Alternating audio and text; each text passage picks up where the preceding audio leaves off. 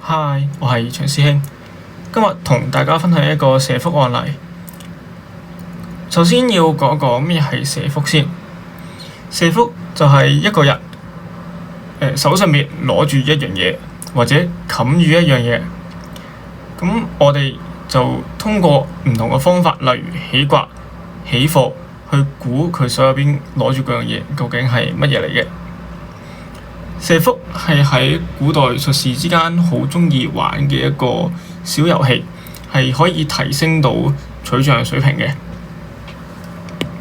呢一個卦係我啱啱睇嘅，喺群組入邊有人 send 咗呢一張相出嚟，係一個紅色嘅盤，上邊有一隻狗，咁跟住呢度有啲字啦。我通過見到呢一張相就觀象切卦，得出雷天大狀變雷火風。呢度要講一講點樣起嘅呢個卦，因為觀象切卦呢一個方法係屬於比較難嘅一種起卦方法嚟嘅。首先我哋要分析一下圖片入邊有啲乜嘢元素。首先我見呢個盤上邊有一隻狗，跟住喺呢一個位置有萬物皆空無欲無求呢幾隻字。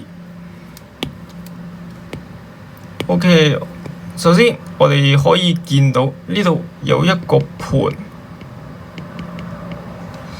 第二個好重要元素就係狗。咁佢個姿勢好似一個佛陀喺度嗰啲咩入定咁樣。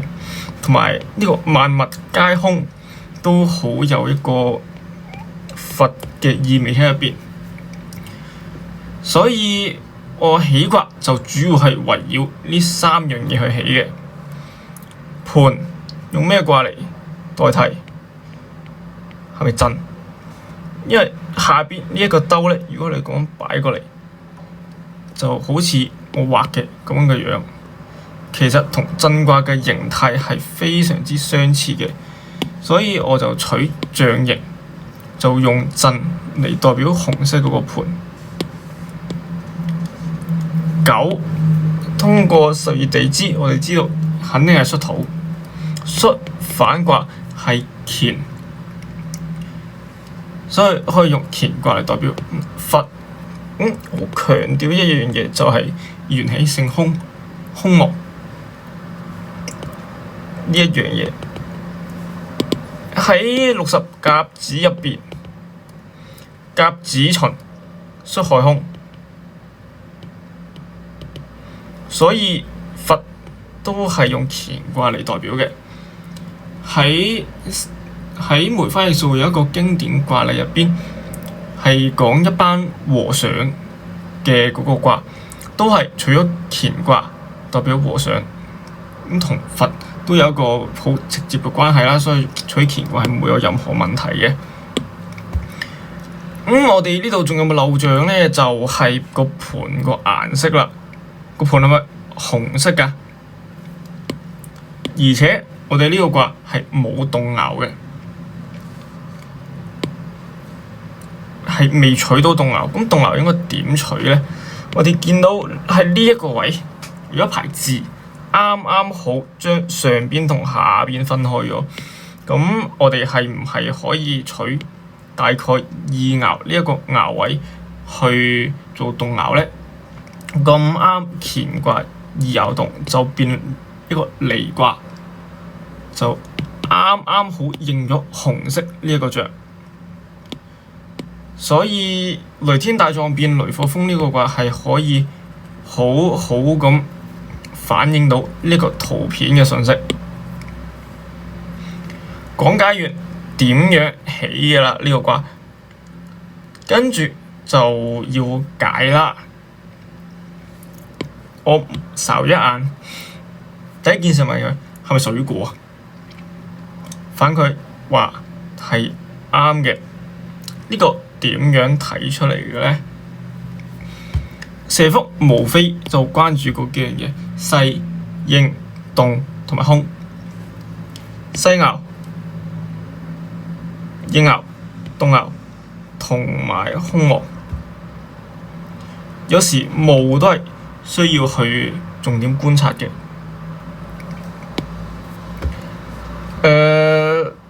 呢度細爻辭空蒙，空蒙再加細爻，呢個係一個非常之特別嘅象，所以可以喺呢度入手。午火係咪沖咗子水？呢度漏講一樣嘢，就係通常射覆個用神都係應爻，用應爻代表佢所冚住嗰樣嘢。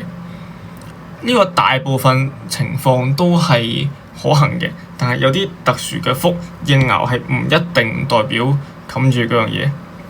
咁啱呢度午火沖子水，應爻都係非常之獨特，係有好多特殊信息顯示嘅，所以係可以用應爻代表呢個被呢一張圖片下邊嘅嗰一樣物品。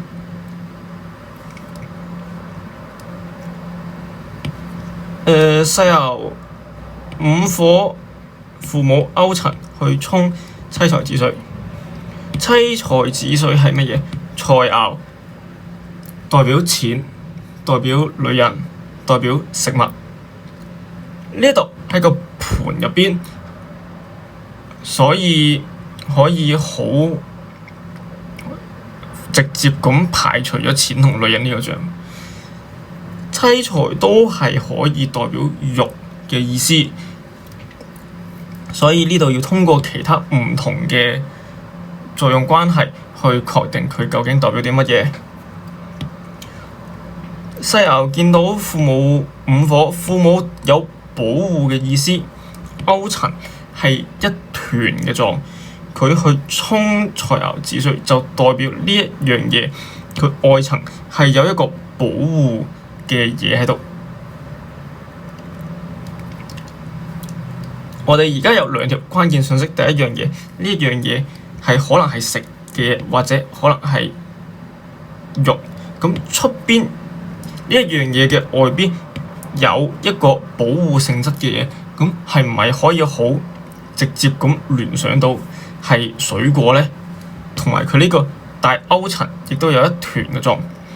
最重要嘅一點就係呢個乾卦，因為乾為木果，説卦傳嗰度講乾為木果，所以用咁多個象去定位，可以好確定呢個妻財子水就係代表食物。通過父母午火，我哋可以定位呢個係有皮嘅嘢，所以係水果。既然知道佢係水果啦，我哋就集中喺應爻取佢嘅象，究竟係邊一種水果？揾特點咧，我哋需要揾共象，係通過兩個唔同嘅符號都指向同一種信息，就係呢一張圖片下邊嗰樣嘢所帶嘅資訊。財爻辭子水，臨玄武，子水同埋玄武五行都係屬水嘅，所以呢度組合就係好多水嘅水果，所以係好多汁。乾卦代表圓形，子水都係圓形嘅物品，所以佢係圓形。呢個反饋話都係啱嘅。基於呢度咁多個信息，我哋知道圓而多汁嘅水果都係嗰幾樣啫，一係蘋果，一係橙，一係可能士多啤梨、雪梨等等唔同嘅水果。